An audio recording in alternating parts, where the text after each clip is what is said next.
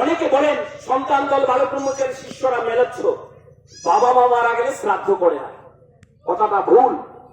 বাবা মা মারা গেলে শ্রাদ্ধ করে, বাবা মা মারা যাওয়ার আগে শ্রাদ্ধ থাকতে পারে না। বাবা মা জীবিত থাকাকালীন যে সন্তান সন্ততি পিতা মাতার সেবা শুশ্রূষা করবে, ঔষধপত্র কিনে দেবে, বাবার ভরণ পোষণের দায়িত্ব নেবে, সেটাই জীবিত থাকাকালীন করতে হয়।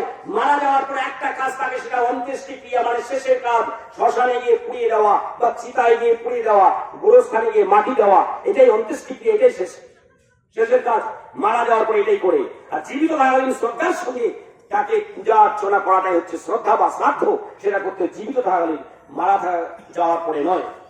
আজকে যারা বলছেন যে বালক ব্রহ্মচারী সন্তানরা শ্রাদ্ধ করে না, আমরা শ্রাদ্ধ করি জীবিত থাকাকালীন আমাদের কর্মীদের, আমরা সন্তান দলের কর্মীদের প্রত্যেকটি গুরু ভাইয়ের ছেলে মেয়েকে বলি, যে সন্তান পরম পিতা বলেছেন যে সন্তান বাবা মায়ের সেবা করবে না সে যেন আমার তার আমি মুখদর্শন করি না।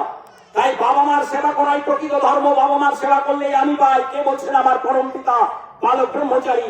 আর যে সন্তান বাবা মায়ের সেবা করবে না, রাম নাম কীর্তন করুক আর ওই বৈদিক শ্রাদ্ধ করুক, সেটা পরম পিতা পাবে না। তাই প্রত্যেকটি ছেলে মেয়ের কর্তব্য আগে বাবা মায়ের সেবা করা, তবেই প্রকৃত শ্রদ্ধা বা শ্রাদ্ধ।